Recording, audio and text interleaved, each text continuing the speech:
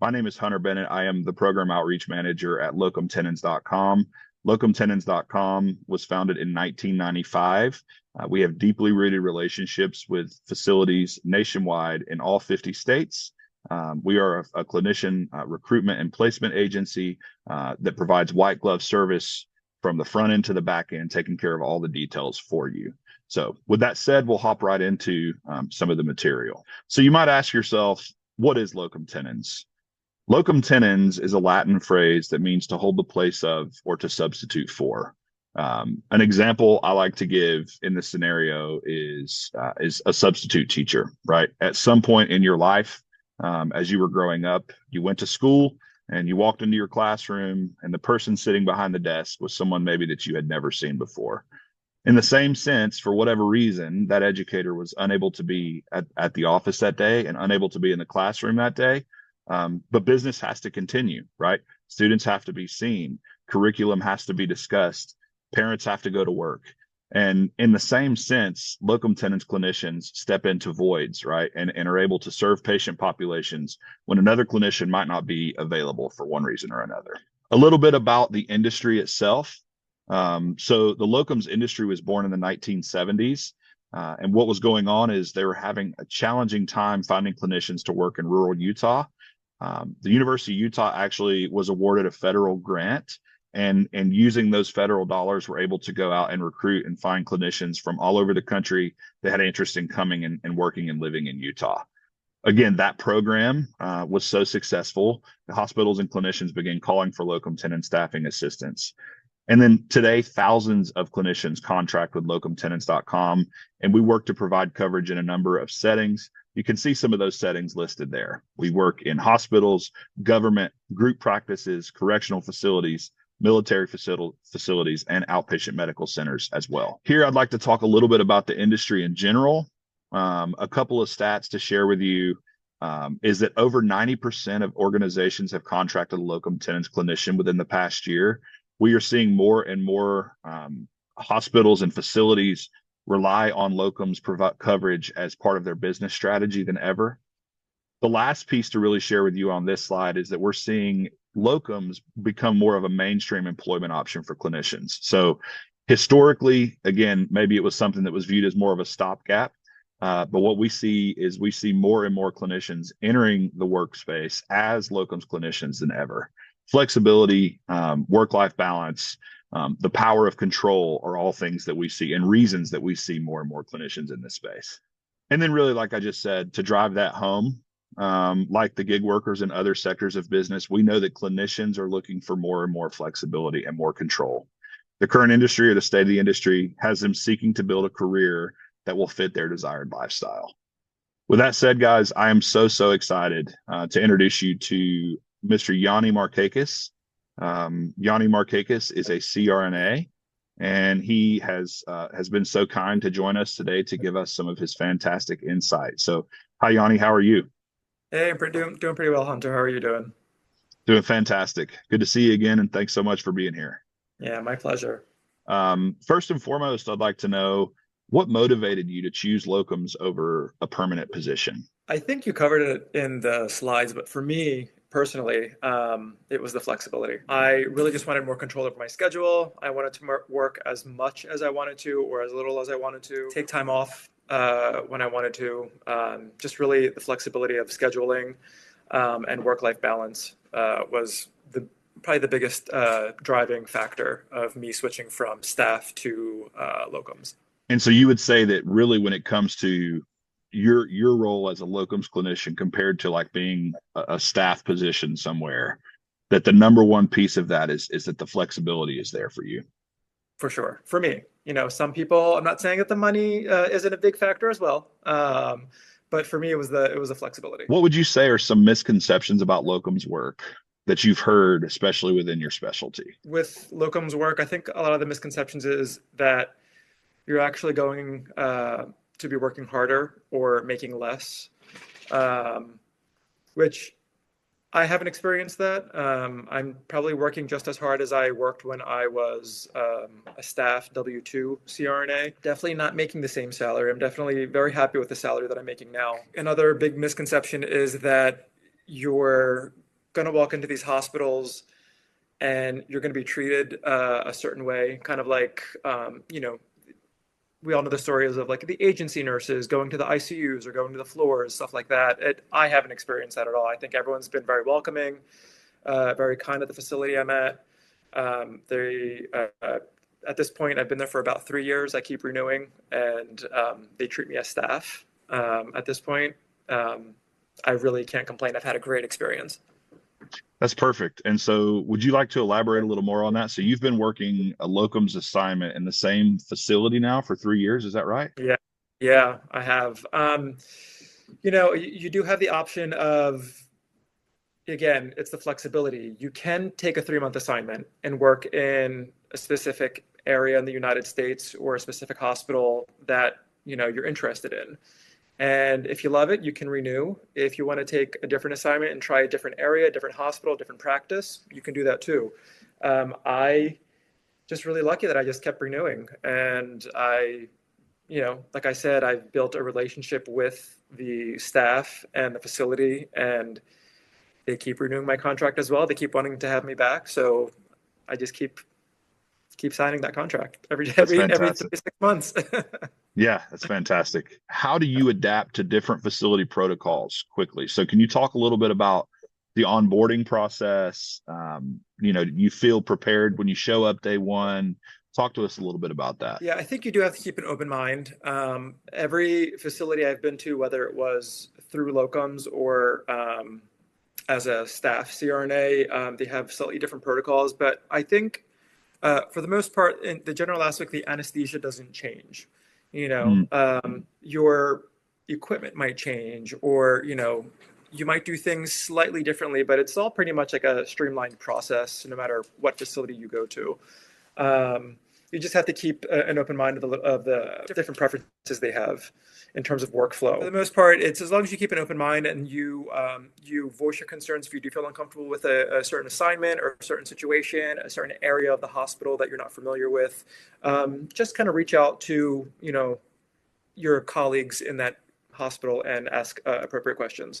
So kind of piggybacking on that question, so have you ever faced a challenging situation due to being at a new facility? And if so, kind of what is your course for handling that problem in that situation? Some of the challenges that I've faced is walking into a new facility and you not knowing not only the protocols, but not knowing the people you're working with, not knowing the anesthesiologists, not knowing the other CRNAs, and they don't know you either. And it almost feels as if they don't trust you. But I think you should take it with a grain of salt and realize that it's just a matter of communicating and understanding that it's about the patient safety. If you do have a challenging situation that you can't kind of solve on your own, then you always have locum tenens and your contact at locum tenens to kind of be the interim and the mediator. They can always reach out to the facility and kind of advocate for you as well. What skills do you think are most important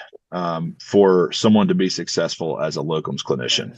First and foremost is having clear, and we all have heard of closed loop communication, especially in the moment when you have the patient on the table, to make sure everyone's on the same page. I think it's also really important to keep an open mind and realize that every facility does everything a little differently, so you might have to adjust. You have to be really flexible, and kind of go with the flow of things. And if you do feel strongly about something being very unsafe or very uncomfortable, you can voice your concern and always have locum tenens kind of play that middleman for you and reach out to the facility and advocate for you. How has locums helped you grow professionally? And what sort of experiences would you say have been beneficial compared to what you might have seen in a traditional role? The facility I'm currently at, it's great. But they tend to put me in areas of the hospital that are perhaps the staff CRNAs don't necessarily enjoy going to. One of which is the endoscopy suite. I remember in school, in training, I didn't get a lot of experience in endoscopy. So when I started as, as a CRNA, specifically a staff CRNA, I was thrown into this environment where I was like, wait, this is all so new to me. But I think one of the great things about doing locums is that you are pushed to become a better provider, and you do get to experience different things. I do a bunch of different procedures now, and I feel pretty comfortable with everything that I do. What is your favorite aspect of being a locum CRNA? In 2025, I probably took about 10 weeks vacation, all in all. I was able to work. I mean, I worked 40 hours a week. I would often also pick up extra shifts. The facility knew that, I was there to work. When I wanted to take my time off, I took my time off. And they respected that. I was able to take 5 weeks off in the summer, all together. I didn't have Right. to ask. I didn't have to ask for permission. I didn't have to go through administration. I gave them a good amount of notice, of course. But I said, this is the time I'm taking off. In the meantime, I will work for you, and I will be very flexible with the amount of shifts that you need. I'll pick up overtime. I'll cover vacations because it was in the summer. But when it's my time to be off, I want to be off. And they said, no problem. You might not get that everywhere, but for the most part, I think facilities understand that work-life balance, and understand why, as locums, why we work in locums to begin with, is to have that flexibility and really focus on work-life balance. Can you speak a little bit to what it's like being in the 1099 space? I know that for a lot of clinicians, especially those who've never worked as a 1099 clinician, what is that like? What sort of work have you done on the back end to make sure that you're doing your due diligence, that you're protected, that your taxes are in order, all the things? What would you say about that? It was definitely a process and a big learning curve when I went to 1099. Luckily, I bounced some ideas off of other colleagues who had worked 1099, and they put me in contact with a great accountant. And definitely find yourself an accountant that you trust, that you get along with, and that's going to work for you. I do pay my accountant a pretty penny, but that is also considered a business expense, so it is a good tax write-off. But yeah, working at 1099, I mean, locum tenens pays me every week. There's never been a question. As long as I document my time, I get paid every week, and then my accountant takes care of all of the tax stuff. I'm probably the worst person to ask for tax advice, but I would always say refer to an accountant. If you do it long enough, and you do want to learn how to actually do it on your own, and save the money that you would be saving, that you would be paying that accountant, that's great. But it really, I would rather have a professional, just like you would rather have an anesthesia provider do your anesthesia, and I would rather have an accountant do my accounting and my tax stuff. Could you share with us a memorable experience that you've had as a locum CRNA? I actually got a text message today from one of the staff CRNAs. I guess because I've been there for a little over 3 years now. I have CRNAs asking me, because I do spend a lot of time in endoscopy, be like, hey, I'm getting my colonoscopy. I'm getting my procedure done in the endoscopy suite. Do you mind doing my anesthesia? And it's kind of like a nice nod of like, hey, you're a good provider and I trust you. And, I trust you to take care of me. Or, for a family member or something like that. I've gotten a lot of requests to do the anesthesia for not only my colleagues, but also their friends and family as well. So we are seeing more and more SRNAs. So people who are in training to become CRNAs, stepping into the locum space, coming right out of training than ever, right? And we're seeing more and more facilities that are receptive to those new grads stepping into roles as CRNAs. Mm-hmm. What advice would you give to someone who's currently in training, so someone who's an SRNA who is considering locums work after they complete their training? What advice would you give to them? I mean, it's not as scary as it sounds. I worked as a staff CRNA for about 1.5 years after I graduated, and then I went right into locums. Communicate with your recruiter. especially locum tenens. I work with Hannah. Hannah's been phenomenal. Um, especially in the beginning, she really took the time to listen to me, understand my needs, and she knows the market. And at least in the area that I'm in, and she said, I think this facility would be a great fit for you. I think that facility is a great fit, or maybe that facility is not a great fit. Let's look somewhere else. She really worked with me to understand what I wanted, what I needed out of a facility, and she made it happen. As a new to practice CRNA, is to speak with your recruiter and make sure that it's a right fit for you, and of course a safe fit for you.